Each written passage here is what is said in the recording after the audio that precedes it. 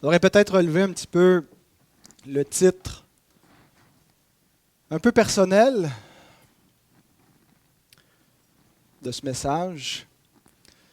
Habituellement, je donne des titres un peu plus objectifs. J'aurais pu dire comment le Seigneur fortifie son Église dans les temps difficiles. Mais j'ai utilisé la première personne, comment le Seigneur me fortifie quand la vie d'Église est difficile. Et j'ai réfléchi donc avant de préparer ce message, qu'est-ce que j'allais prêcher ce dimanche. Et vous comprendrez bientôt pourquoi. Mais donc j'ai décidé de ne pas prêcher sur Matthieu encore ce matin, de remettre un petit peu plus tard notre étude de cet évangile. Pour vous partager comment le Seigneur me fortifie quand la vie d'Église est difficile.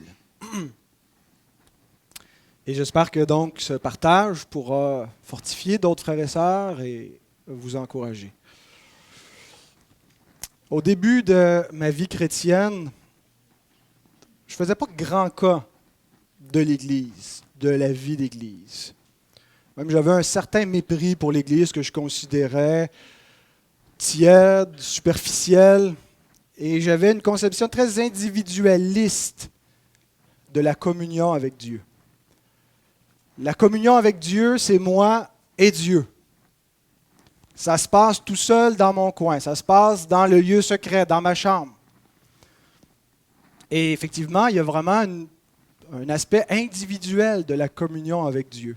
Il y a quelque chose qui se passe entre nous et Dieu qui est fondamental. Dans la Nouvelle Alliance, c'est chacun qui doit connaître Dieu. Ce n'est pas seulement une affaire de communauté, c'est une affaire personnelle où on rencontre le Sauveur personnellement. Mais j'avais tout mis là-dessus et j'avais oublié l'aspect de communauté, l'aspect de vie d'Église. Et donc, je voyais vraiment ma marche avec Dieu comme en solitaire, moi et Dieu. Et donc, ce qui comptait, c'était de nourrir ma piété personnelle. Mes jeûnes ou mes temps de lecture et de méditation personnelle et pas tellement de compte à rendre à qui que ce soit. On est autonome, je relève de Dieu directement. Donc si je décide que je veux partir pour aller servir Dieu par la foi, je n'ai pas besoin d'avoir l'avis des frères, je n'ai pas besoin de me soumettre à qui que ce soit, Dieu m'appelle. Et c'est vers ça que je m'enlignais d'ailleurs. J'avais acheté mon équipement de camping pour aller vivre par la foi. Je me voyais comme la réincarnation de l'apôtre Paul, mais pas la réincarnation, mais je croyais que j'avais une sorte d'appel comme Paul à aller vivre par la foi. Je n'avais pas réalisé que Paul était un homme d'église. Et je pensais donc que j'irais de lieu en lieu, conduit par l'Esprit, opérant des miracles, et que ça allait être moi et Dieu. Et donc, ce n'est pas que l'église locale n'existait pas, je voyais bien que c'était une réalité dans la Bible, mais c'était plutôt optionnel, c'était pas central, c'était pas le cœur d'une marche saine avec Dieu, avec d'autres frères et sœurs. Donc pour moi, l'église locale n'était pas si importante. Je ne voyais pas le dimanche matin comme une convocation de Dieu pour me réunir avec des frères et des sœurs et adorer Dieu selon sa parole. Je ne voyais pas le concept d'appartenance à une église, de soumission à une église. Mais avec le temps, et avec la Bible surtout, ma vision de la communion avec Dieu et de la vie chrétienne a beaucoup changé. J'ai réalisé que la communion avec Dieu en Église et les moyens de grâce communautaires sont plus privilégiés par Dieu pour nous mettre en communion avec lui que les moyens de grâce individuels. Et je suis conscient qu'aujourd'hui, de dire ça, c'est offensant. Parce qu'il existe une culture très piétiste qui reconnaît, oui, que l'Église est bonne et valide, mais qui croit que le culte en famille et le culte personnel est aussi bon, sinon mieux, que le culte en Église pour nous garder en communion avec Dieu. Et je ne veux vraiment pas banaliser l'importance du culte en famille et du culte personnel, mais j'en suis venu à croire que le Seigneur accorde une bénédiction supérieure aux moyens de grâce donnés à l'Église, au culte ecclésial, à la convocation, le premier rendez-vous, le premier jour de la semaine, à la table du Seigneur, qu'on ne prend pas seul, qu'on ne prend pas en famille, mais qu'on prend selon les ordonnances du Seigneur quand on est réuni avec le peuple d'Alliance pour être en communion avec le Seigneur de l'Alliance, avec la communion fraternelle, avec le premier jour de la semaine où on se visite, où on s'invite, où on peut s'arrêter, manger ensemble, avoir de la communion. J'en suis venu à voir qu'il s'agit, dans les moyens que le Seigneur utilise pour qu'on soit en communion avec lui, les moyens par excellence pour bénir notre âme, pour se révéler à nous, pour nous affermir dans sa grâce. De voir que dans la parole, toutes les images que l'Écriture emploie pour nous montrer la communion du croyant avec Dieu sont toujours des images qui impliquent une communauté. Il n'y a pas d'image de l'individu directement en communion avec Dieu. On a des images où c'est le corps, dont nous sommes des membres individuellement, qui est en communion avec Dieu. Donc, il y a une pluralité. Le temple, où nous sommes des pierres vivantes, qui forment un assemblage dans lequel Dieu habite. Un troupeau, où il y a plusieurs brebis, et donc qui sont toutes sous la houlette du bon berger. Et donc, la vie chrétienne normale, telle que voulue par Dieu, implique, oui, un aspect où on est individuellement conduit par Dieu, mais dans le cadre d'une communauté, où il y a un peuple, où il y a un corps dans lequel on est rattaché, et c'est par ce biais, par ce moyen, que Dieu nous donne le principal de sa communion. L'Église est essentielle à la vie chrétienne biblique. Et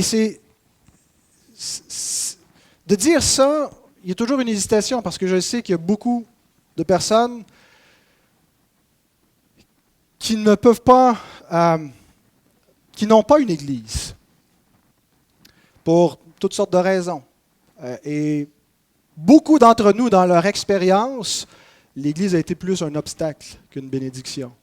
A été un lieu de blessure, un lieu qu'on a vu se dégrader, qu'on a vu devenir infidèle à Dieu. Et donc de dire, ça nous prend absolument l'Église pour être en communion avec Dieu, il y a quelque chose peut-être en nous qui instinctivement dit « Wow, qu'est-ce qu'on fait quand l'Église devient infidèle?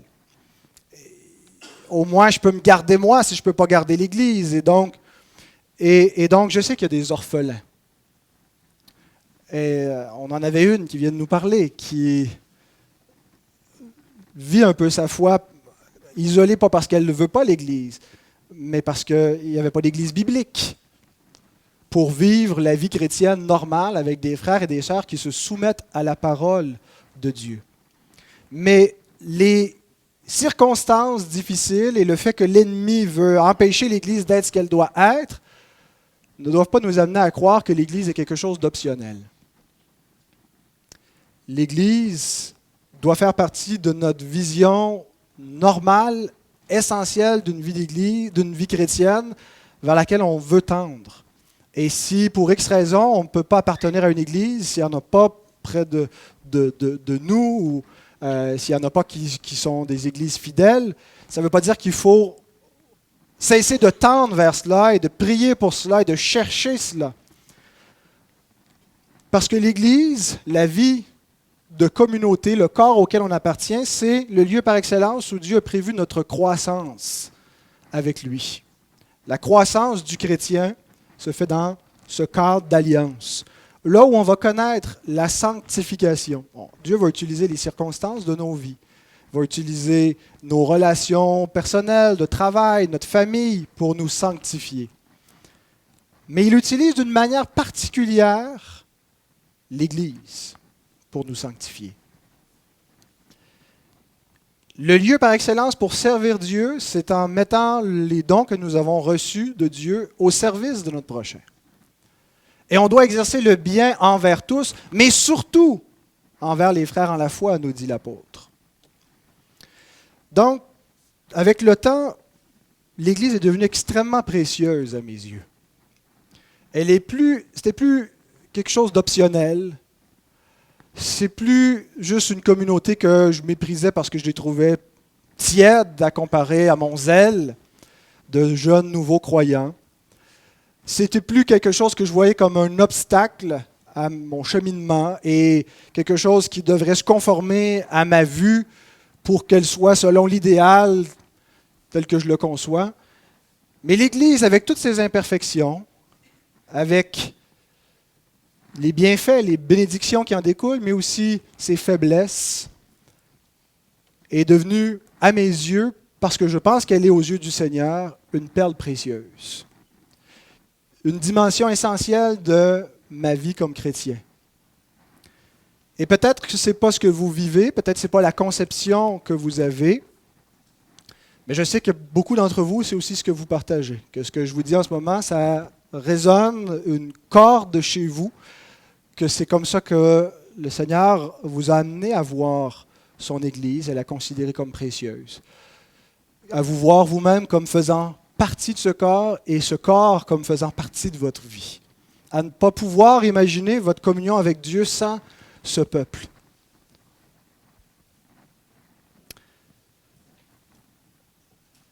Ceci étant dit, j'ai perdu depuis longtemps mes illusions face à l'Église. Ça a l'air beau de dire l'Église est quelque chose de merveilleux comme cela, et comme si le soleil brille toujours, le ciel est toujours bleu. Il fait bon vivre dans l'Église, c'est le peuple d'alliance, c'est là où Dieu est présent, comme nous dit le psaume 133, qu'il est bon, qu'il est doux pour des frères d'être unis ensemble. C'est là que le Seigneur, que l'Éternel envoie la bénédiction, la vie éternelle. C'est là que se trouve l'Évangile au milieu des frères et des sœurs. Mais même si c'est effectivement là où se trouve dans toutes les institutions de la terre et toutes les communautés qui existent dans la société,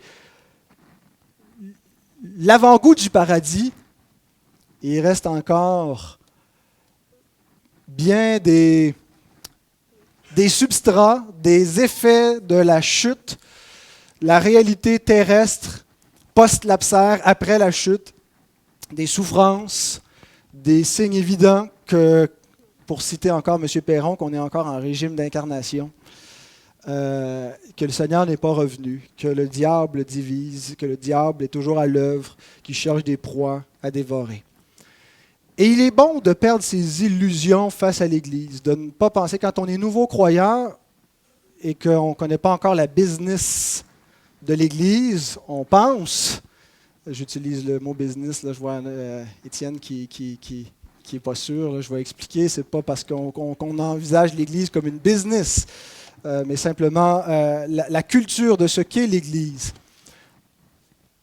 Il est bon de devenir réaliste un bon moment donné. Quand on est nouveau croyant, on peut penser que les gens qui sont chrétiens sont parfaits, que dans cette Église, dans une Église, on n'aura que la vérité, qu'on n'aura que la sincérité, que l'amour, que la vertu, que des gens qui ont une grandeur d'âme, qui sont prêts à se sacrifier, à servir, qui sont humbles, qui sont doux. Et quand on entretient un idéalisme, et qu'un bon moment, on se rend compte que c'est pas tout à fait comme ça, puis qu'on persiste à vouloir entretenir un idéal, ben, on tombe dans une sorte de superficialité. On fait semblant que le péché n'existe pas. On ne veut pas parler de ce qui pourrait faire paraître l'Église comme inférieure à ce qu'on espérait qu'elle soit. Et donc, on manque d'authenticité, de vérité, parce qu'on n'est pas capable de faire face à la réalité incarnée de l'Église. Donc, ne tombons pas dans une espèce d'idéalisme triomphaliste de tout est parfait, l'Église est toujours triomphante, on devrait toujours être joyeux, il n'y a pas de tristesse. Reconnaissons que l'Église, aussi biblique, aussi fidèle qu'elle peut être, est toujours soumise ici-bas à des temps difficiles, des souffrances, des divisions, des querelles qui peuvent passer momentanément. Et si on est au fait de cela, ça va nous aider à vivre une vie d'Église plus normale. L'Église normale, je pense que les réformateurs avaient compris à quoi elle ressemble. Et au terme de la Réforme, ils avaient une expression en latin où ils décrivaient l'Église normale en disant « semper reformanda », qui veut dire que l'Église normale, elle est toujours en train de se réformer. Semper reformanda, une réforme continuelle. On se rend compte que l'Église n'est pas tout à fait juste sur le plan doctrinal et donc on cherche à revenir à la parole et se recentrer sur l'Écriture et avoir une meilleure théologie. Mais ce faisant, on néglige un peu l'amour fraternel, la pratique des bonnes œuvres. Et donc, on a fini de réformer un aspect qu'il faut se remettre à travailler sur un autre aspect. Et donc, il y a des carences à ce niveau-là. Et on met l'emphase quelque part et on oublie quelque chose d'autre. Et donc, on est constamment dans cette espèce de tension. Semper reformanda. On réforme sans cesse l'Église. On lutte parce que on traite avec des pécheurs. Ceux qui dirigent l'Église sont des pécheurs également. Et donc, on n'est pas parvenu. Et on ne peut jamais arriver, s'asseoir et dire « Tout est parfait ». L'Église n'a plus rien à craindre, on est correct, on peut se reposer et juste jouir et être heureux. On doit toujours être sur nos gardes, toujours pas dans une espèce de stress macabre, mais toujours savoir qu'il faut être prudent et que l'Église, on doit toujours y veiller. C'est l'Église militante, ce n'est pas encore l'Église glorifiée ou triomphante, c'est l'Église qui milite ici-bas. Et tout en sachant cela, tout en reconnaissant que telle est la vie d'Église normale, qu'elle n'est jamais parfaite, ça ne veut pas dire qu'on est automatiquement immunisé face aux tristesses. Tout en ayant la plus grande dose de réalisme possible, qu'il y a beaucoup de douleur encore ici-bas et dans une vie d'Église qui veut tendre de tout son cœur vers l'obéissance à Dieu, il va arriver qu'on va être surpris, qu'on va être déstabilisé, qu'on va avoir des questionnements, qu'on va avoir envie de quitter l'Église, qu'on va être blessé, on n'est pas immunisé, même en sachant d'avance que ça va être souffrant. C'est comme dans le mariage. En se mariant, notre frère Benoît s'est marié il y a 2 semaines, et je les ai avertis. Vous courez des tribulations. Et même en le sachant d'avance, quand ça arrive, notre réaction, c'est pas « je savais que ça allait arriver, c'est normal, ça fait pas mal ». Ça fait mal quand même. Alors, il en va de même dans une vie d'Église. Alors, j'en arrive donc, c'était ma longue introduction pour arriver au texte. Parce qu'il y a un texte biblique auquel je reviens chaque fois que j'éprouve du découragement dans ma vie d'Église. Chaque fois que ça ne me tente plus de continuer. Ou j'aurais envie d'abandonner. Ou j'aurais envie juste de mettre sur fast forward, faire un bond de 6 mois en avant. Et c'est un texte qui ne parle pas vraiment de la vie d'Église à première vue. Je ne sais pas pourquoi ce texte m'encourage, parce que ce n'est pas un texte dans les épîtres pastorales ou les épîtres pauliniennes qui nous dit, écoutez, c'est souffrant parfois, mais il faut s'aimer, il faut passer par-dessus. C'est un entretien entre Jésus et l'apôtre Pierre, qui se passe après la résurrection de Jésus. Jésus est ressuscité, il a déjà apparu quelques fois à ses disciples, ils ont commencé à comprendre ce qu'ils n'avaient pas compris jusque-là. Et ils sont dans la région de la Galilée, et ils sont à la pêche. Ils s'en vont pêcher, ils pêchent toute la nuit, ils sont revenus à leur ancienne business, le cas s'applique, de l'industrie de la pêche. Et donc toute la nuit, ils essaient de prendre du poisson, ils ne prennent rien. Et le matin, le Seigneur est sur la plage, ils ne le reconnaissent pas. Jésus est là. Et il leur demande, « Avez-vous attrapé quelque chose, mes enfants? » Et ils répondent, « Non, nous n'avons rien pris. » Et il leur dit, « Jetez vos filets de l'autre côté de la barque. » Et il y a une nouvelle pêche miraculeuse. Ils ont tellement de poissons dans leurs filets que les filets menacent de se rompre. Et le texte nous dit qu'ils ont ramassé 153 gros poissons. Un miracle. Et là, c'est là que l'apôtre Jean réalise que c'est le Seigneur qui est là. Il dit à Pierre, c'est le Seigneur. Et donc, il saute à l'eau, après s'être vêtu. Il était très peu vêtu. Et ils reviennent sur le rivage en traînant le filet et mangent en compagnie de Jésus Jésus ressuscité. Personne n'ose lui demander si c'est vraiment lui le Seigneur. Peut-être que son apparence n'était pas évidente. Mais ils savaient tous que c'était lui. Et à la fin, il y a un échange entre Pierre et Jésus. On ne sait pas, est-ce qu'il lui parle en présence des autres disciples? Est-ce qu'ils s'en vont prendre une petite marche sur la plage? Mais cet échange, je pense, correspond à peu de choses près ce qui s'est passé avant la mort de Jésus, où ils étaient ensemble, les disciples, mangeant en présence du Seigneur, et le Seigneur leur avait annoncé sa mort. Et le Seigneur avait dit, je vais être une occasion de chute pour vous tous. Et Pierre s'est opposé en disant, même si tu es une occasion de chute pour tout le monde, tu ne seras pas une occasion de chute pour moi. Et le Seigneur lui avait repris en disant, avant que le coq chante 3 fois, avant que le coq chante, tu vas avoir renié 3 fois de me connaître. Et voici donc la deuxième conversation que Pierre a en particulier, parce qu'il ne lui a pas reparlé de manière intime depuis ce temps-là avec Jésus. Si vous voulez vous lever, le texte est dans Jean 21.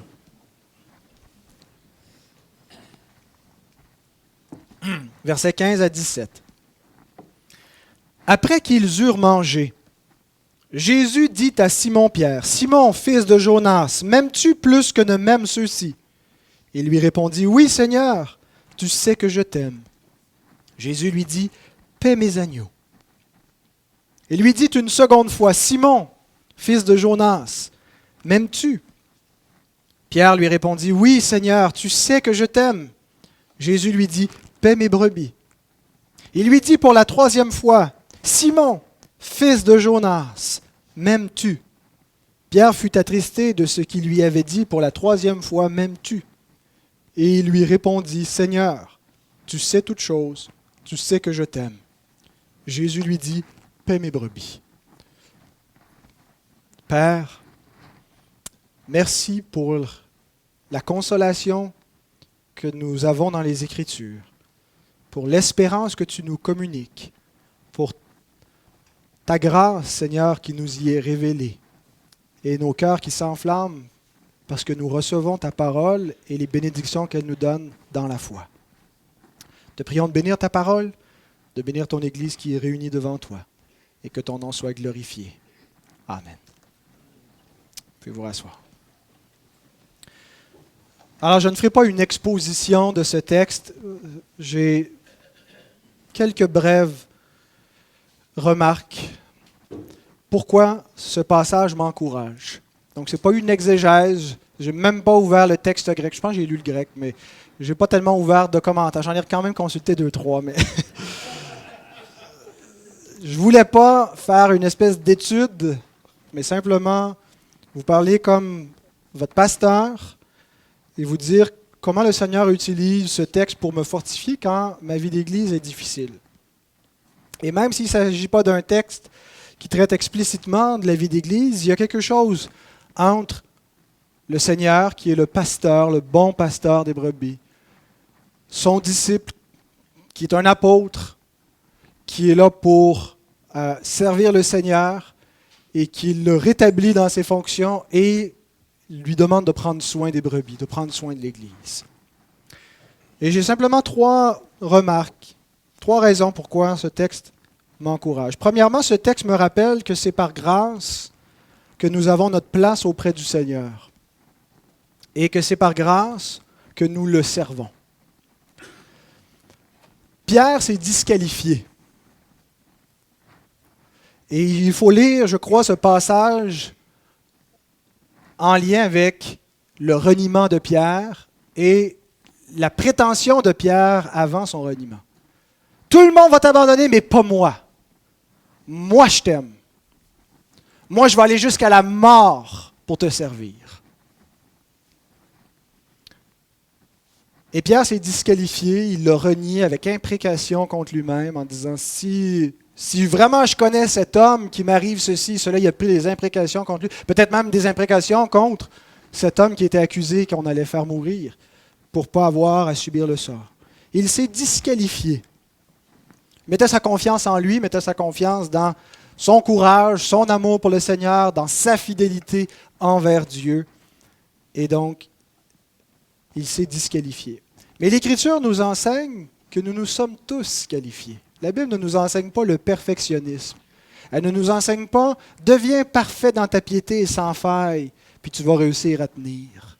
Réussis à jamais manquer un matin à te lever avec moi. Réussis à être un chrétien parfait. L'Écriture nous dit « soyez donc parfaits comme votre Père est céleste est parfait ». Tendez vers cela. Tendez vers ce modèle de perfection. Mais elle ne nous dit pas que la bénédiction de Dieu est conditionnelle à notre perfection, à notre obéissance. Elle nous dit au contraire que nous avons tous échoué. Romains 3, 23, « Car tous ont péché et sont privés de la gloire de Dieu. » Nous avons tous manqué la cible. Nous avons tous transgressé la loi morale de Dieu. Nous sommes tous fautifs. Et c'est une chose de le reconnaître théoriquement. J'ai aucun doute que Pierre reconnaissait qu'il était un pécheur avant de renier le Seigneur. Mais la vraie repentance, qui est l'œuvre du Saint-Esprit, ne consiste pas simplement à acquiescer théoriquement à la doctrine du péché. Tout le monde dit ça. Il n'y a personne de parfait. On fait tous des erreurs. La vraie repentance, c'est lorsque le Saint-Esprit nous met le nez dedans, nous convainc de justice, de péché, de jugement, nous montre en quoi nous avons déshonoré Dieu. Et on réalise notre péché, on en a honte. C'est pas juste théorique. C'est pas juste je suis dans la catégorie des pécheurs. C'est que je prouve la honte devant Dieu et je n'ose pas dire devant les autres la vraie nature de mon péché. Comment je suis un criminel. Et la vraie repentance, ce n'est pas quelque chose qui est fait une fois pour toutes. On revoit son péché. On a vu notre péché, mais on le revoit parce qu'on recommet le péché. Pierre était sauvé avant de renier Christ. Il lui a dit quand il lui a lavé les pieds, tu n'as pas besoin d'être complètement lavé, tu as juste besoin de te faire laver les pieds pour être entièrement pur. Et il montrait par là que la grâce de Dieu doit constamment être renouvelée. Parce que même si on est entièrement purifié par la foi, on est justifié, qu'on a été baptisé dans le Seigneur, qui montre c'est scellé, on est dans sa grâce, on se salit les pieds. Et on a encore besoin qu'il nous les lave. Et donc, on doit revoir notre péché. Et quand on vient à la table du Seigneur, c'est ce qu'on fait. On dit, Seigneur, tu as encore besoin de me laver les pieds. On éprouve encore la honte de nous-mêmes et de notre faiblesse. Et ça nous rappelle qu'on est sauvé par grâce, qu'on est maintenu par grâce, qu'on n'est jamais suffisant, qu'on ne peut jamais s'appuyer sur « je vais aller jusqu'au bout pour toi, je ne faiblirai pas, si tous les autres t'abandonnent, moi je ne t'abandonnerai pas ». C'est la grâce qui nous garde et c'est la grâce qui nous réhabilite. On ne peut pas réparer notre péché. Pierre ne peut pas revenir en arrière, dérenier le Seigneur. Il ne peut pas dire « je vais faire mieux pour la suite, ça va compenser ».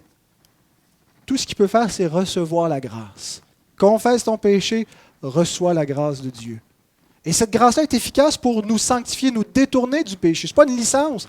Quand tu reçois vraiment la grâce de Dieu, tu ne dis pas, good, m'a retombé dedans, ça me fait plaisir, je peux y aller autant que je veux, comme un porc qui se roule dans la saleté. Ce n'est pas une licence. On n'a pas envie du péché. La grâce humilie notre cœur et nous sanctifie, nous éloigne du péché. Et donc, on ne se répare pas par nos propres œuvres, mais par cette grâce. Pierre est rétabli auprès du Seigneur. Il est réhabilité. Il lui avait donné un mandat avant sa mort et sa résurrection. Il avait dit, tu es Pierre, sur cette pierre, je bâtirai mon Église. C'est l'office apostolique. L'Église qui est fondée sur les apôtres et les prophètes, Christ étant la pierre angulaire. Ils sont les mandataires qui ont l'autorité de parler au nom du Seigneur.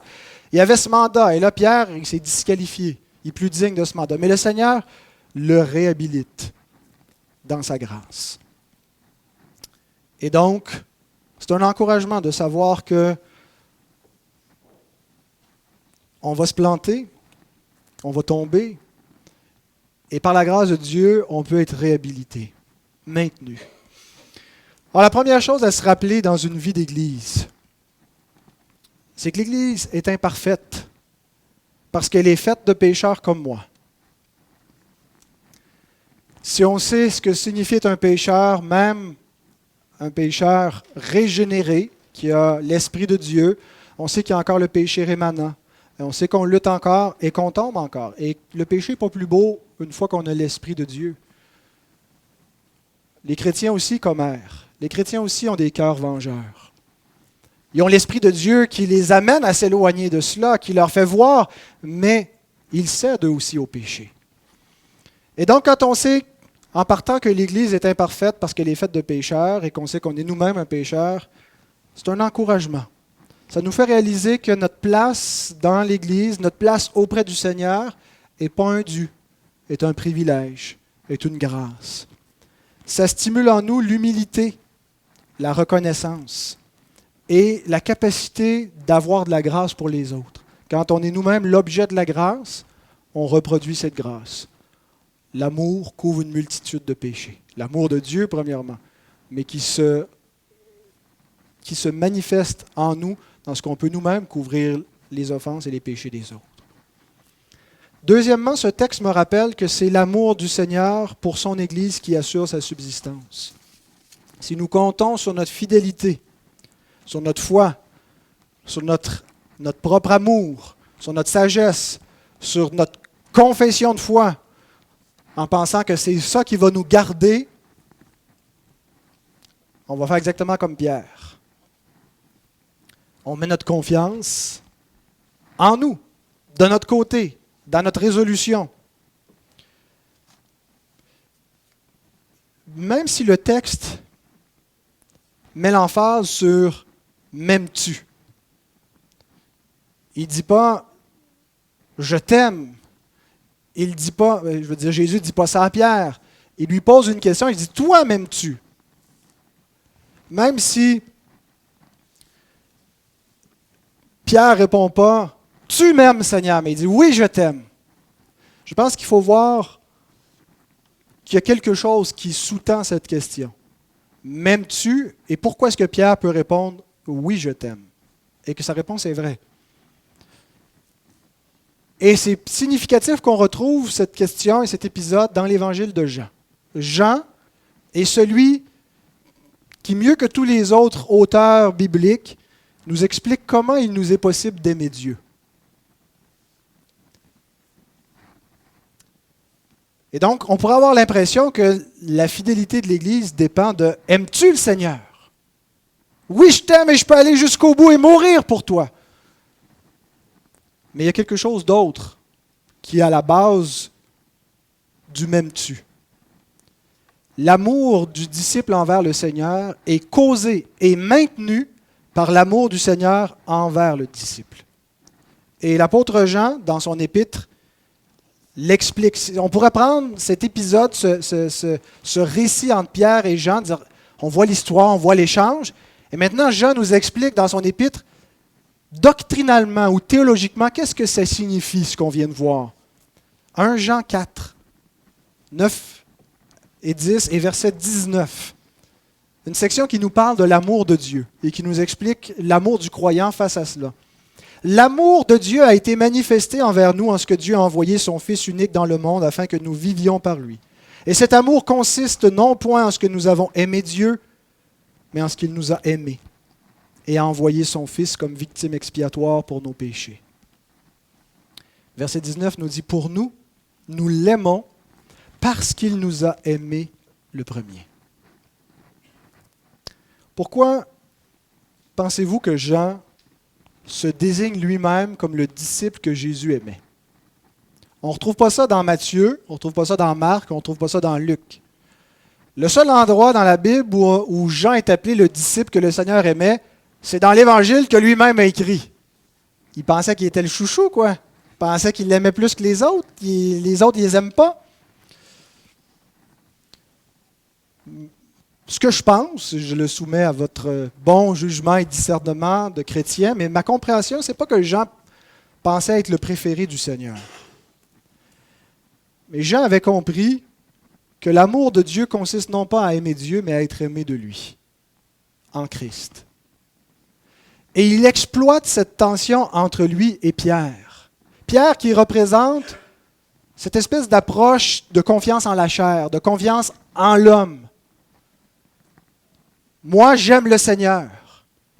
Et Jean comprend que non, ce que tu dois comprendre, c'est le Seigneur t'aime. Et tu peux seulement aimer le Seigneur en retour.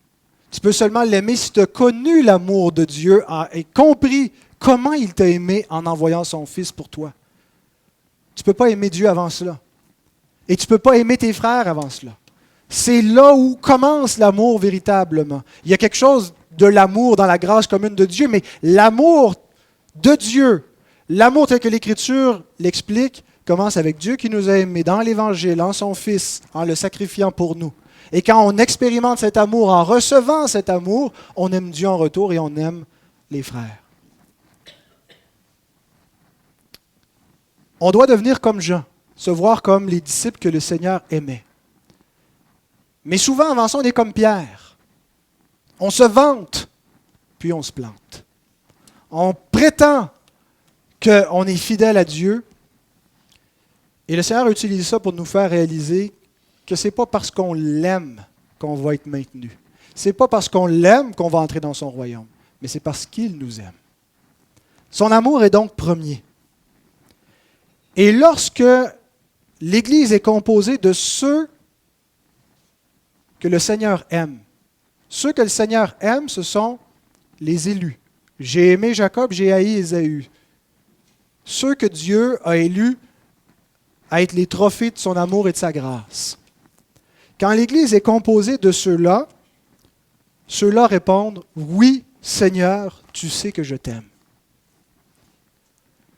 L'Église qui aime le Seigneur, c'est l'Église qui est composée de croyants, de gens qui sont venus à une conversion, à comprendre leur état de misère et de péché, et à comprendre que sans l'amour de Dieu et sans cette grâce, ils sont perdus, et qui sont maintenus seulement par cet amour. Autrement dit, la vraie Église continue d'aimer le Seigneur parce que le Seigneur l'aime. Il existe une différence entre une vraie et une fausse Église. Et ce que je m'apprête à dire est très, très, très controversé. C'est très arrogant aux oreilles du monde de dire que tous ceux qui prennent le nom de chrétien ne sont pas une vraie Église. Bien, le Seigneur lui-même le dit. Qu'il y en a qui se réunissent en son nom, qui sont une synagogue de Satan. Que ce ne sont pas tous ceux qui lui disent « Seigneur, Seigneur » qui entreront dans le royaume de son Père. Donc, il y a une différence entre une vraie et une fausse Église. Mais on ne doit pas concevoir qu'on passe d'une à l'autre sans qu'il y ait une espèce de gradation entre les deux. D'un côté, il y a une Église apostate qui garde l'extérieur de la piété et qui en renie ce qui fait la puissance, qui renie l'Évangile, qui renie les Écritures. Et nous connaissons dans le christianisme historique et même contemporain des églises qui ont apostasié et qui n'aiment plus le Seigneur. Parce que le Seigneur ne les aime plus. Parce qu'ils ne sont plus l'Église. Ils ont quelque chose qui ressemble à l'Église, mais qui n'est plus l'Évangile et qui n'a plus la puissance de Dieu, dans lequel l'Esprit de Dieu n'habite plus.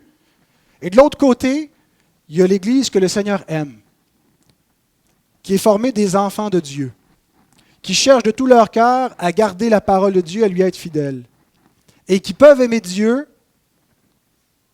parce que Dieu les aime. Et ça ne veut pas dire que c'est un ou l'autre. Entre les deux, il y a une espèce de gradation progressive vers l'apostasie, où on laisse entrer le mélange de la vérité et de l'erreur, où on compromet l'Évangile avec des fausses doctrines, où on devient plus soucieux du bien-être de l'homme que de la gloire de Dieu, et ainsi de suite. Donc, notre souci doit être de se trouver au milieu d'une vraie Église. Mais même une vraie Église, même une Église qui cherche de tout son cœur à aimer le Seigneur, à lui être fidèle, à faire ce qui lui plaît, n'aime pas toujours le Seigneur. Et lui est parfois infidèle, lui désobéit, l'attriste. Et si elle peut demeurer quand même une Église dans laquelle le Seigneur habite, c'est à cause de ceci. 2 Timothée 2,13 nous dit « Si nous sommes infidèles, il demeure fidèle, car il ne peut se renier lui-même. » Mon encouragement, quand je viens à ce texte, c'est de réaliser que si Pierre peut dire « Je t'aime », c'est parce que le Seigneur l'aime. C'est parce que le Seigneur a donné sa vie pour lui. C'est parce qu'il est maintenu comme un vrai disciple et il est replacé dans son office pour servir Dieu à cause de la grâce. Ce n'est pas un perfectionnisme, ça ne dépend pas de lui ultimement, mais de la fidélité et de la bonté de Dieu. La vraie Église est maintenue par l'amour du Seigneur. C'est ce qui assure sa subsistance.